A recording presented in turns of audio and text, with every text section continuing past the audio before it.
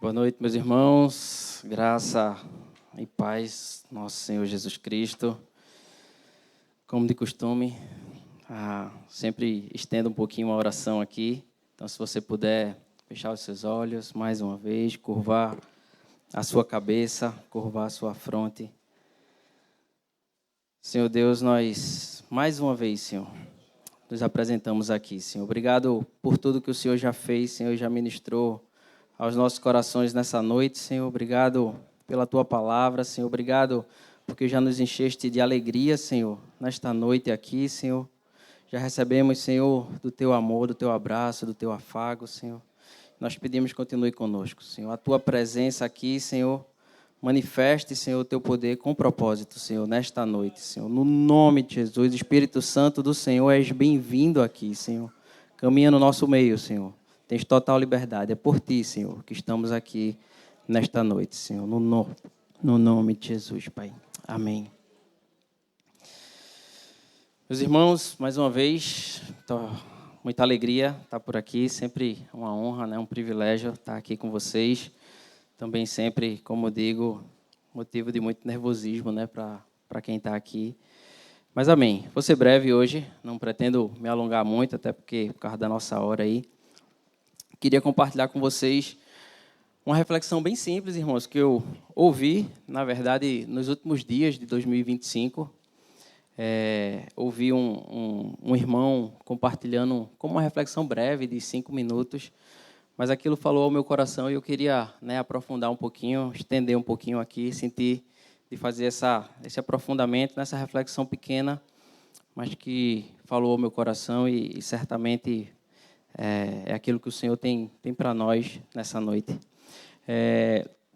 Quando eu compartilhei com Lívia, né, lá em casa, sobre, né, mais ou menos aquilo que tinha no meu coração para falar, aí vocês vão entender, né, o comentário, aí Lívia falou assim, mas amor, tu vai falar sobre o nascimento de Jesus em janeiro? Eu disse, já passou o Natal, né, mas, enfim, é aquilo que eu queria compartilhar hoje, não especificamente sobre o nascimento de Jesus, né, mas toda aquela situação que acontece no nascimento de Jesus, no fato do nascimento de Jesus.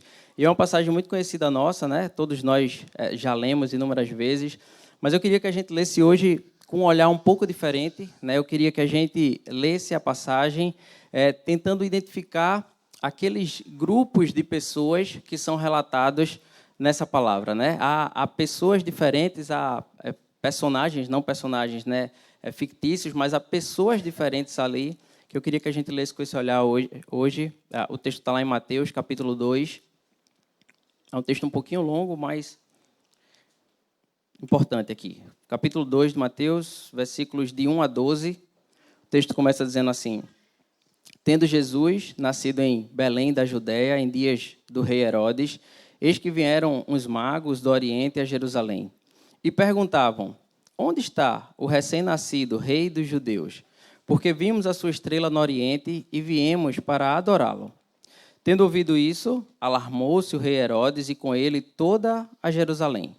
Então, convocando todos os principais sacerdotes e escribas do povo, indagava deles onde o Cristo deveria nascer. Em Belém da Judéia, responderam eles, porque assim está escrito por intermédio do profeta. E tu, Belém, terra de Judá, não és de modo algum a menor entre as principais de Judá, porque de ti sairá o guia, que há de apacentar o meu povo Israel. Versículo 7. Com isto, Herodes, tendo chamado secretamente os magos, inquiriu deles com precisão quanto ao tempo em que a estrela aparecera. E enviando-os a Belém, disse-lhes: Ide, informar-vos cuidadosamente a respeito do menino, e quando tiverdes encontrado, avisai-me, para eu também ir adorá-lo. Depois de ouvirem o rei, partiram. E eis que a estrela que viram no oriente os precedia, até que chegando, parou sobre onde estava o menino. E vendo eles a estrela, alegraram-se com grande e intenso júbilo. Entrando na casa, viram o menino com Maria, sua mãe. Prostrando-se, o adoraram. E abrindo os tesouros, entregaram-lhes as suas ofertas: ouro, incenso e mirra. Sendo, por divina advertência, prevenidos em sonho, para não voltarem à presença de Herodes, regressaram por outro caminho até a sua terra. Como eu disse, passagem muito conhecida nossa, né? Frequentemente, ali no fim do ano, né, a gente sempre tem uma reflexão sobre isso. Mas, como eu falei, eu queria que a gente prestasse atenção hoje nesses, pelo menos, 4 grupos de pessoas que a gente identifica nesse texto.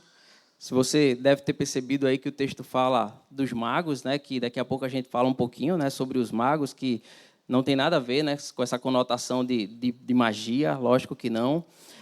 O texto fala sobre o rei Herodes, o texto fala sobre toda a Jerusalém, né, assim, a população da cidade, e fala dos escribas e dos sacerdotes. Então, pelo menos 4 grupos de pessoas aí, e é sobre elas que eu queria falar um pouquinho nessa noite.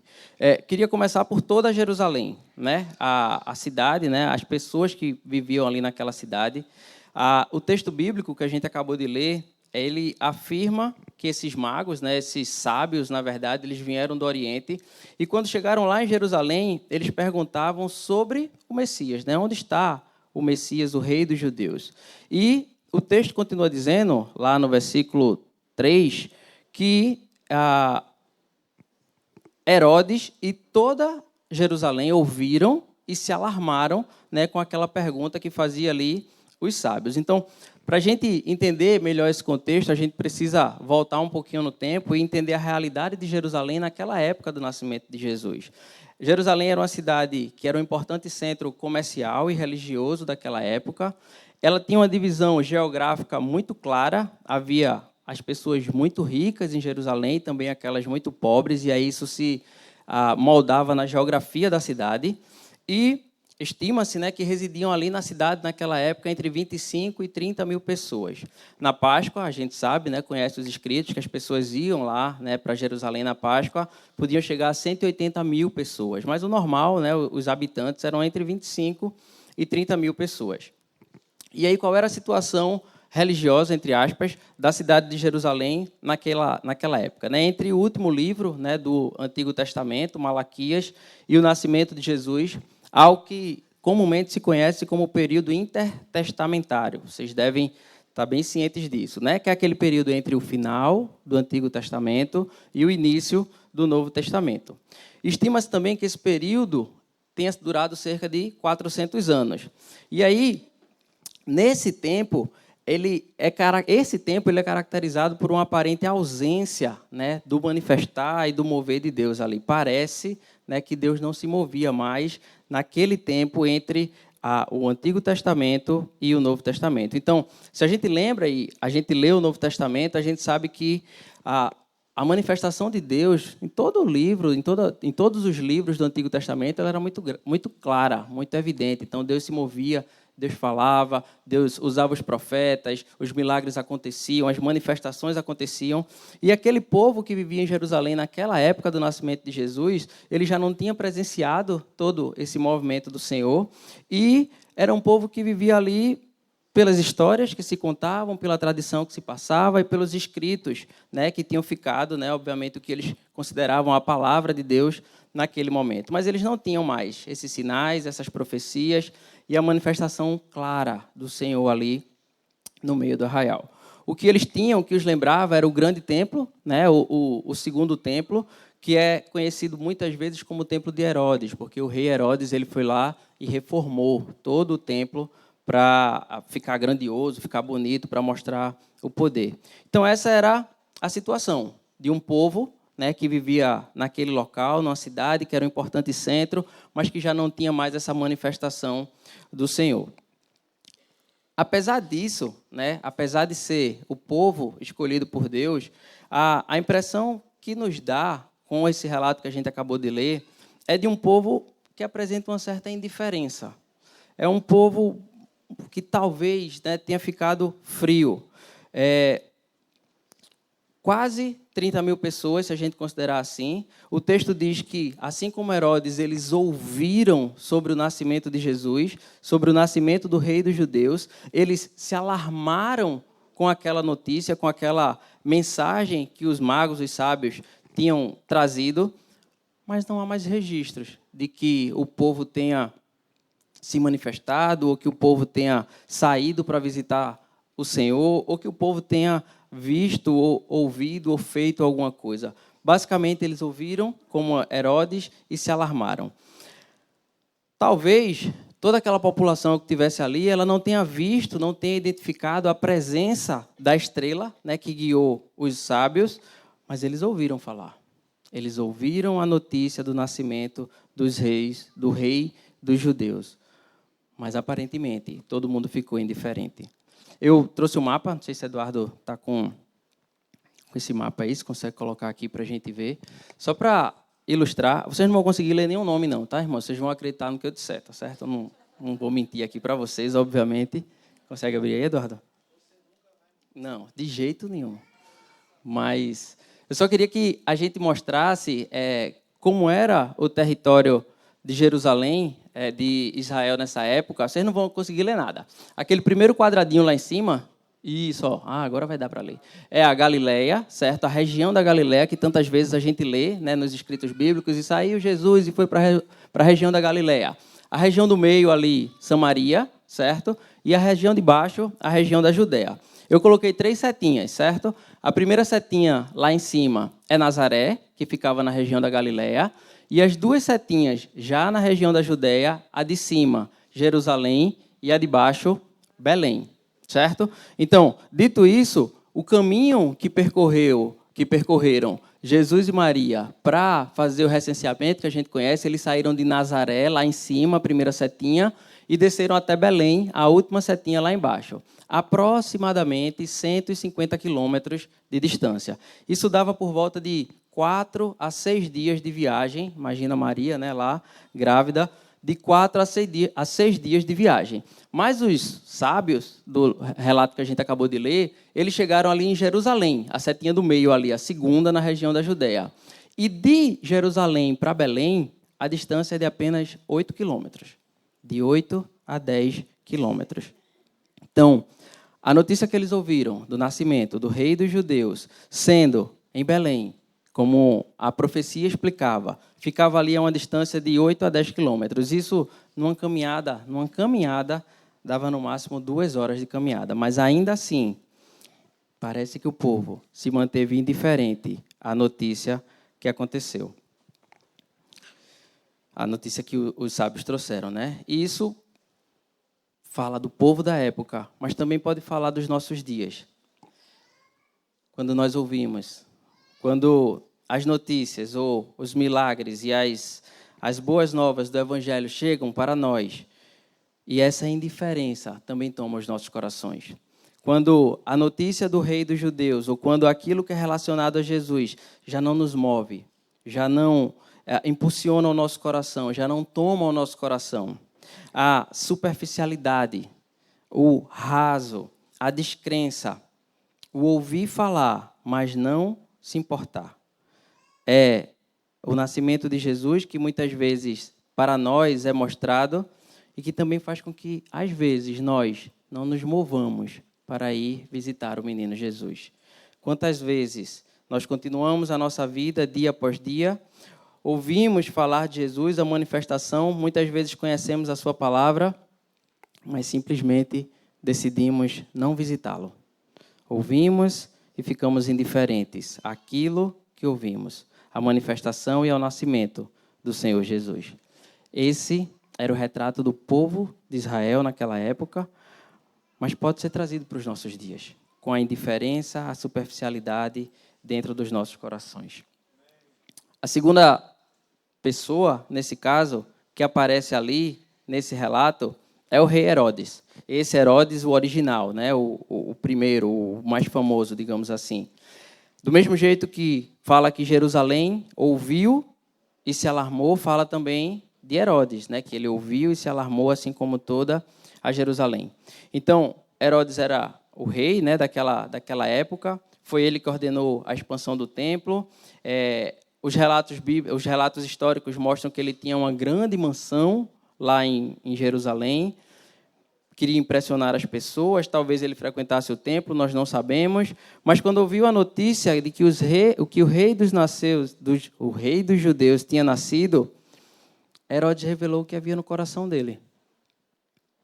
Ao ouvir a notícia do nascimento de Jesus, ele ficou alarmado E aí, um plano maligno já instalado no seu coração fez com que ele secretamente, à parte, chamasse aqueles sábios e fizesse um pedido a eles, que eles se informassem sobre o local e o tempo exato do nascimento de Jesus e voltassem para avisá-lo. Deus, como a gente leu, adverte os sábios e eles retornam por outro caminho. Mas eis ali Herodes, que no último ato, na sua cartada final, para não abrir mão do governo e do reinado que ele possuía ali, manda matar todas as crianças abaixo de 2 anos, de Belém e das regiões vizinhas, para não perder o governo, o reinado, a sua posição. Esse, claro, né, dos personagens aqui é o mais malvado, digamos assim, mas isso também nos traz um pensamento e uma ideia para nós nos dias de hoje, como está o governo das nossas vidas. Quem tem governado as nossas vidas? Nós temos um rei ou nós somos os nossos reis? O que nós temos feito dia a dia, ou que decisões nós temos tomado para manter o governo das nossas vidas conosco? Até onde nós somos capazes de chegar para não perdermos o reinado das nossas próprias vidas? Claro que Herodes aqui ele fez o pior possível, né? Mandou matar as crianças e tudo mais. Mas, e nós?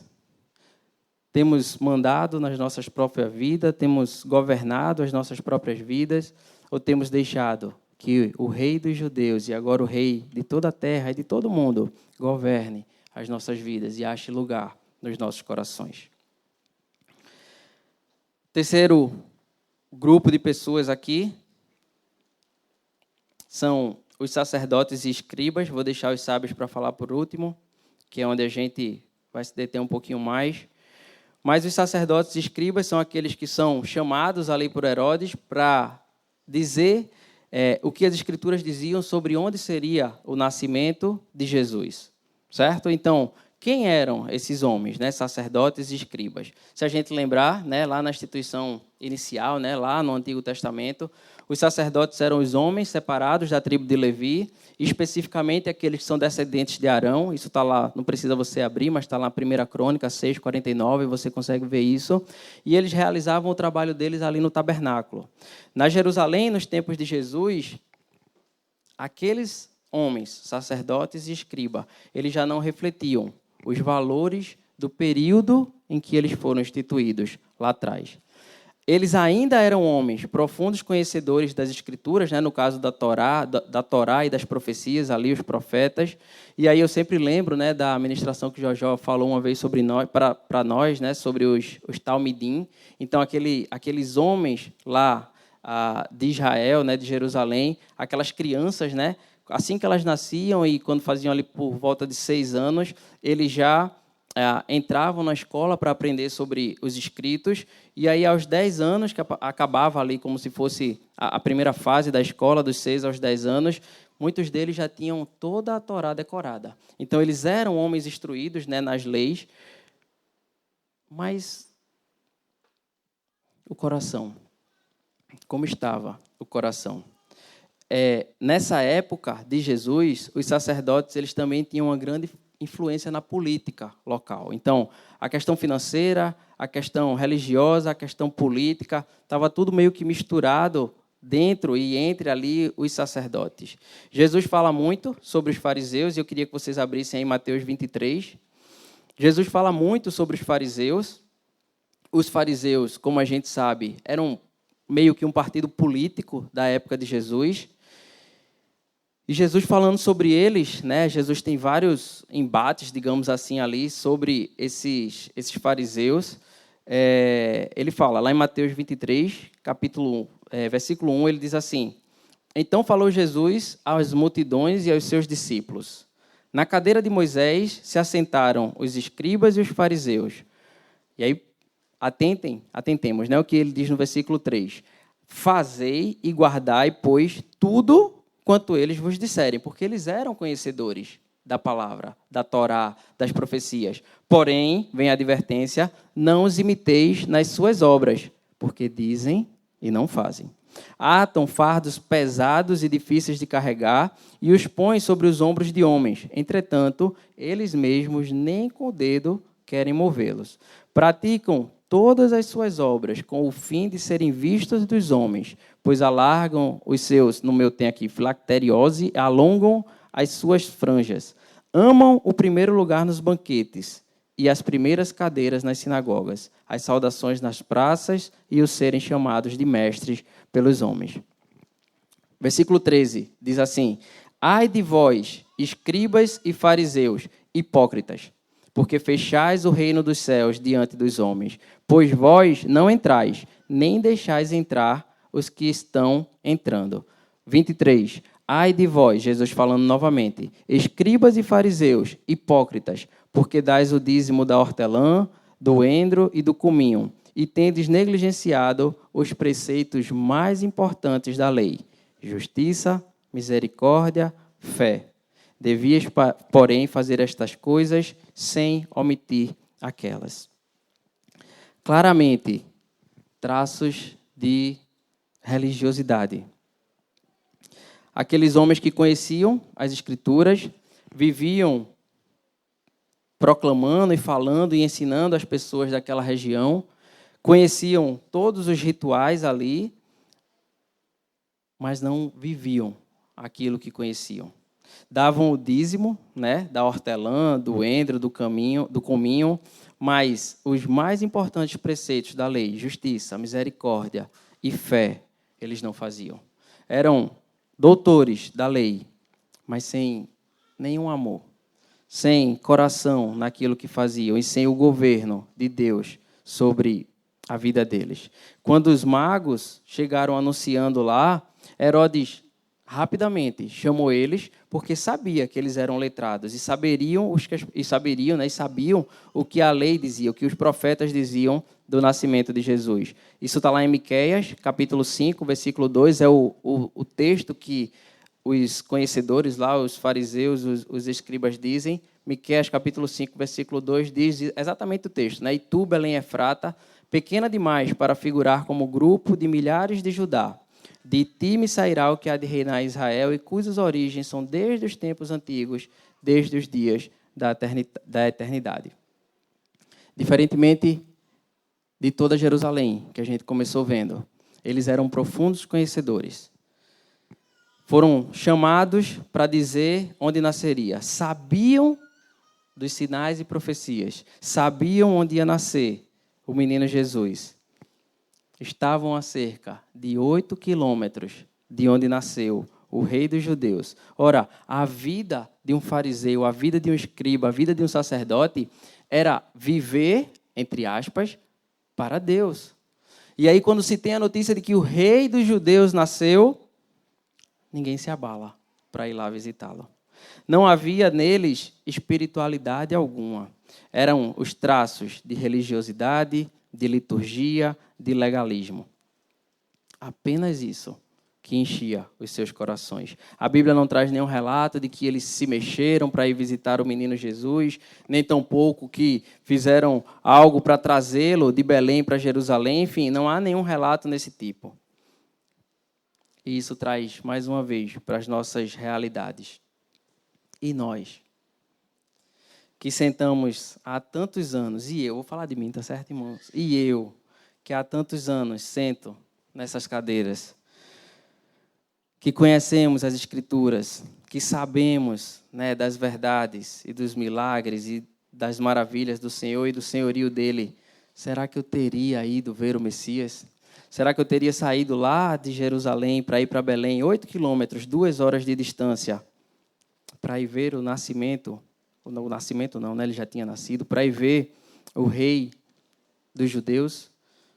Será que eu tenho ido ver o Messias todos os dias? Será que todos os dias, e eu não preciso mais caminhar 8 quilômetros nem 10, mas será que todos os dias eu tenho tido esse encontro, essa visitação, essa tenda do encontro com o Senhor da minha vida, com o Deus da minha vida? Ou será que, assim como aqueles homens, o tempo, o conhecimento e tudo aquilo que nós já recebemos durante tantos e tantos anos tem tomado o meu coração a ponto de que eu não me esforço mais para ir ver e ter e estar com o Deus todos os dias da minha vida. Toda Jerusalém ouviram, se alarmaram, mas parece que ninguém se mexeu. Herodes, esse aí, não quis abrir mão do governo, do reino da sua vida. Acho que o que caracteriza o primeiro grupo, né, toda Jerusalém, é a indiferença. É aquilo de que, nasceu, massa, beleza. O segundo grupo, Herodes, é o reinado, o governo, não abrir mão daquilo, da sua vida, do seu poder, do seu governo, do seu reino. Os escribas e fariseus, a hipocrisia. Jesus chama eles várias vezes de hipócritas, profundos conhecedores, mas não se mexeram e não se dispuseram a ir vê-lo, a ir ver e encontrar o Rei dos Reis. Indiferença, governo, religiosidade. Que isso não se ache nos nossos corações. Mas não paramos por aí. Vem agora aqueles que ansiavam pela presença do Senhor. Aqueles que estavam esperando, aqueles que estavam de olhos atentos, aqueles que estavam com os corações no local certo, esperando a vinda do Senhor. A Bíblia, como eu comecei falando, os chama de magos. Na verdade, o melhor termo para eles seriam sábios, certo? E o que caracteriza esse povo, antes da gente falar quem eram eles, eu queria dizer que são aqueles que estudam, aqueles que buscam a presença, aqueles que estão sedentos pela presença de Jesus. Eles viram a estrela, viram o sinal e estavam atentos para perceber que era o sinal que remetia ao nascimento do rei dos judeus. Eu me perguntei, aí talvez seja só uma curiosidade minha, talvez você tenha tido, né? Como é que eles identificaram a estrela, né? O que fez eles, né? A estrela, o nascimento. É difícil afirmar, e aí, meus pastores, por favor, se eu falar alguma coisa aqui, me corrijam. A gente tem dificuldade até de afirmar, né, qual é a origem da estrela, se ela foi uma estrela natural ou se ela foi um evento totalmente espiritual. Há algumas teorias sobre a estrela, mas que não vem o caso aqui. Não sabemos se ela foi uma visível a todos, se ela estava visível a todos os homens ou se ela foi espiritualmente revelada apenas àqueles sábios. Não sabemos. Há um texto, né, que alguns estudiosos usam para fazer essa menção a uma possível profecia, mas que também não é um texto muito claro. Está lá em Números 24:15.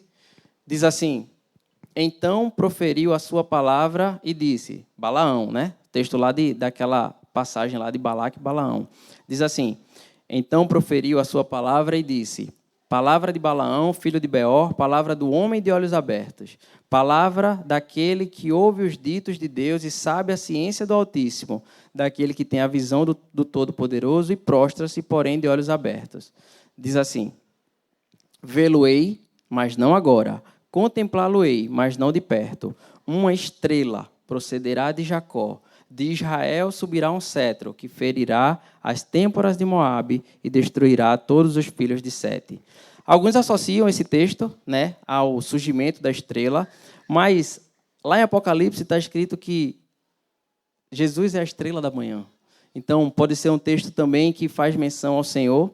Não sei se há um texto que identifique a estrela ou que mostre a estrela. Mas quem eram esses homens? Eles eram, feito eu já falei, sábios, homens estudiosos. E aí eu expanda a nossa mente aqui para a gente entender um pouquinho mais ou menos do roteiro ali.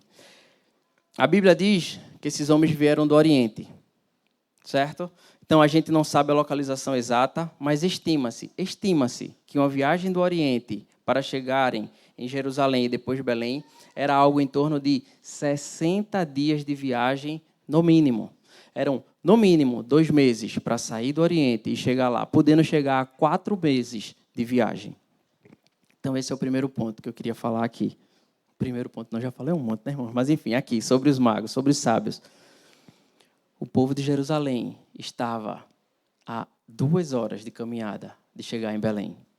os magos do Oriente vieram de pelo menos 2 meses de caminhada para chegarem lá.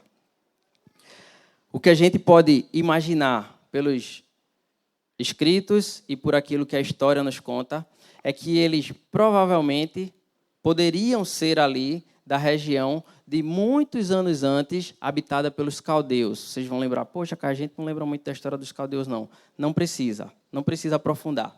O que a gente sabe hoje é que o povo caldeu era aficionado pelas estrelas do céu.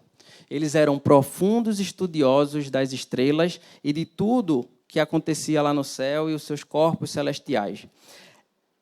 Há registro de que eles foram os primeiros povos a olhar para o céu e fazer registros detalhados do que eles viam no céu. Identificavam posição, dia, hora. Obviamente não tinham telescópio naquela época, mas eles faziam tudo por meio da matemática. Então, o conhecimento profundo e os registros profundos desse povo, que depois foi sendo dominado por outros povos, babilônios, medos, persas, gregos, foi sendo adquirido povo após povo. Então, a coisa dos caldeus daquela época que chegaram aos nossos dias. Eu vou dar exemplo de 3, para vocês entenderem a importância desse povo. O círculo de 360 graus, o pessoal que vai fazer vestibular aí, por favor. O círculo de 360 graus, herança dos caldeus. A hora que a gente usa de 60 minutos, herança dos caldeus. Os 7 dias da semana que a gente conta, herança deles também. Então, eles eram profundos conhecedores e o seu conhecimento foi sendo passado povo após povo, domínio após domínio foi chegando. Então, temos aí um pano de fundo para quem possivelmente ou de qual região esses homens poderiam ter vindo e por que eles esperavam. Por que eles esperavam um sinal do céu. Aí você vai dizer, tá certo, Caio, mas isso sozinho não explica muita coisa. Tudo bem, vamos aprofundar só mais um pouquinho. Estou indo para o fim já, viu, irmãos? Vocês lembram, e vocês vão lembrar, quem foi o homem levantado por Deus cerca de 500 anos antes do nascimento de Jesus, que foi colocado naquela região como chefe de todos os sábios da Babilônia?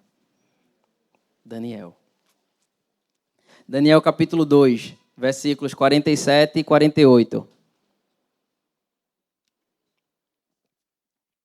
Disse o rei a Daniel: certamente o vosso Deus é o Deus dos deuses e o Senhor dos reis e o revelador de mistérios, pois pudeste revelar este mistério. Está falando daquela passagem que Daniel interpreta o sonho. Então o rei engrandeceu a Daniel e lhe deu muitos e grandes presentes e o pôs por governador de toda a província da Babilônia, como também o fez chefe supremo de todos os sábios da Babilônia.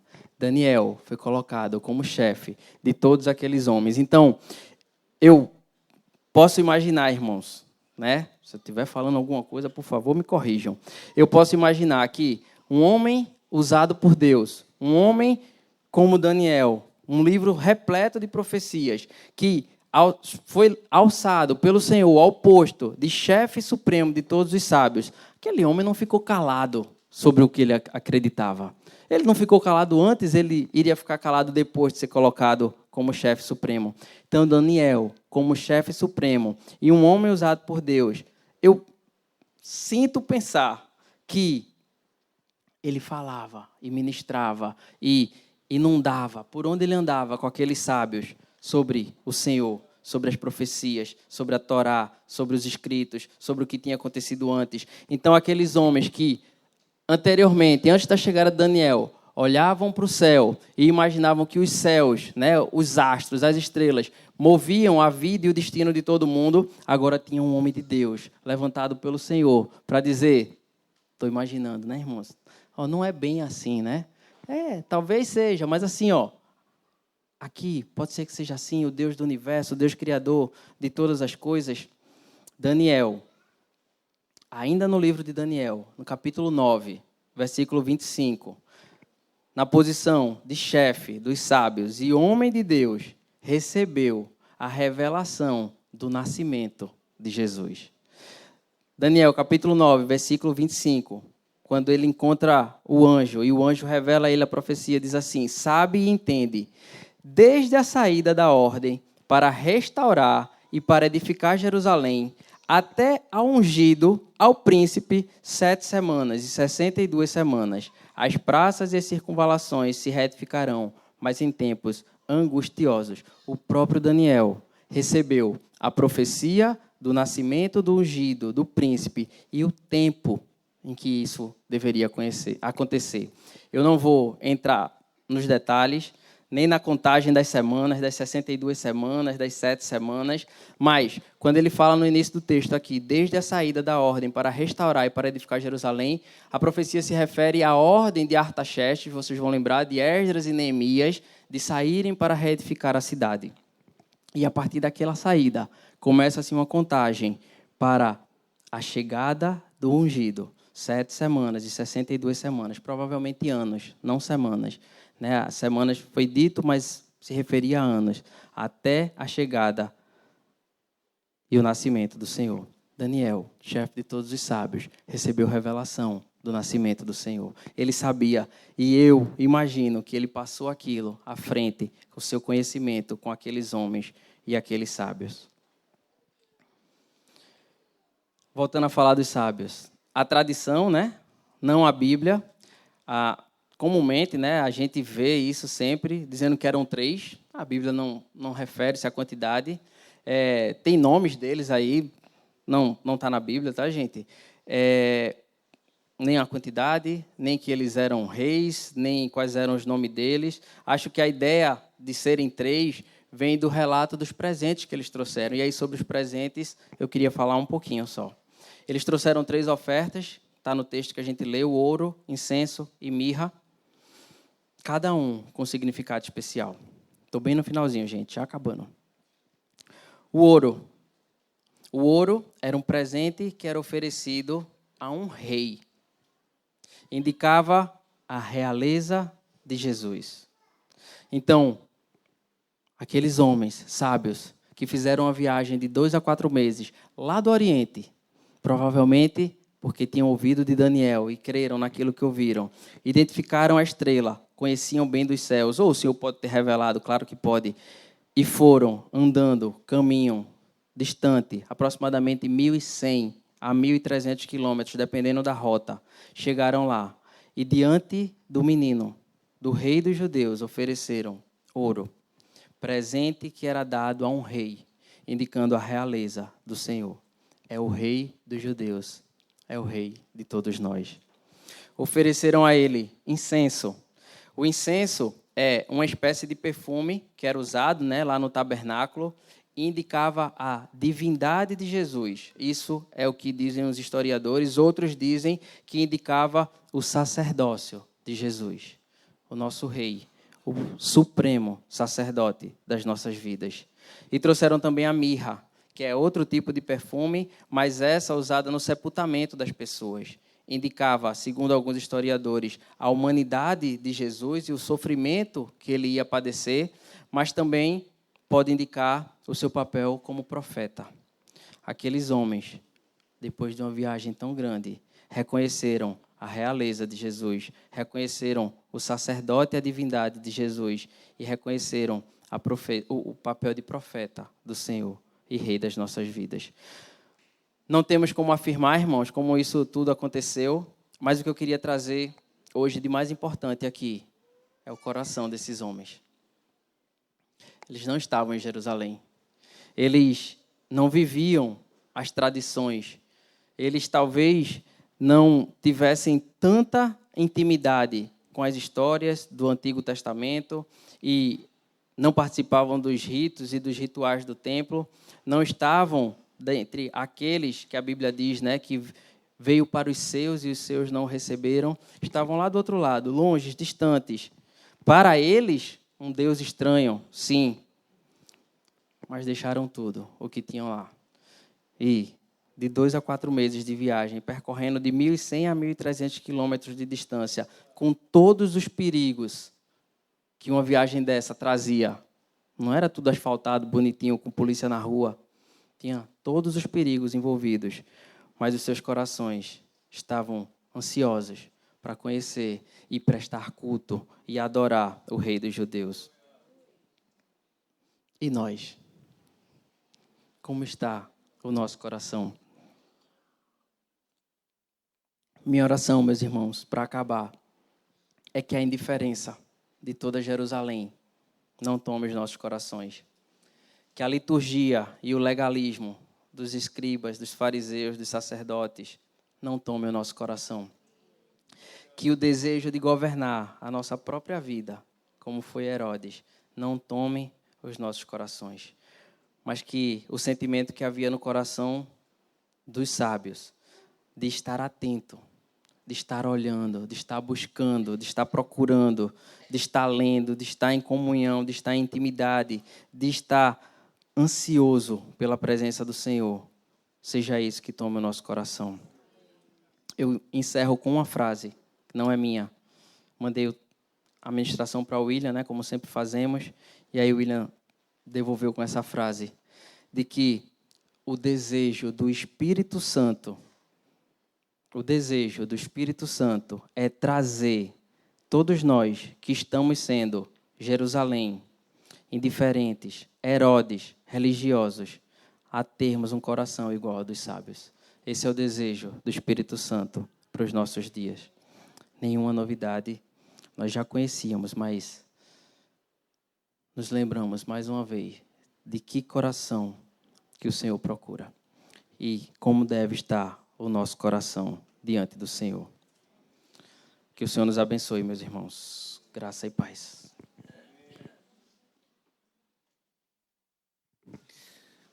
Não sei quem são esses homens, não sei por que Deus permitiu que ninguém conhecesse os nomes deles, mas eu admiro esses caras. Estava lendo, quando recebi da parte do Senhor, através de cá, essa palavra, e eu disse assim: Senhor, tua palavra está tão perto de mim, está aqui na minha mão. Eu estou tão perto de ti, tu está tão perto de mim. Preciso caminhar muito. Mas às vezes a impressão, irmãos, é que a gente pode tratar tudo que é relacionado a Deus como algo normal, corriqueiro das nossas vidas. Deus não é algo comum para nós. Deus é Deus. Deus é tudo.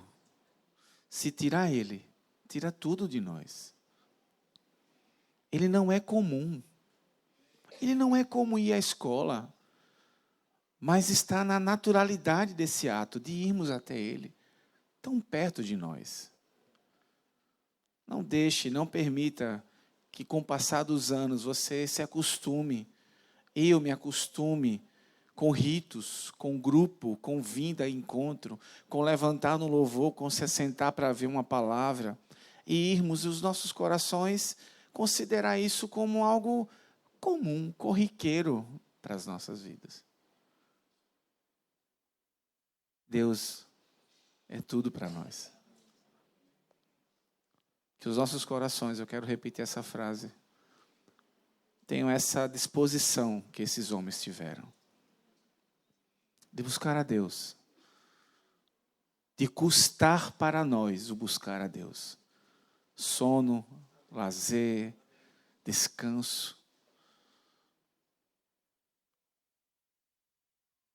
Eu não sei, isso aqui vocês nos conhecem, nós nunca demos regras para a igreja. Acorde tal horário, faça tal... Não.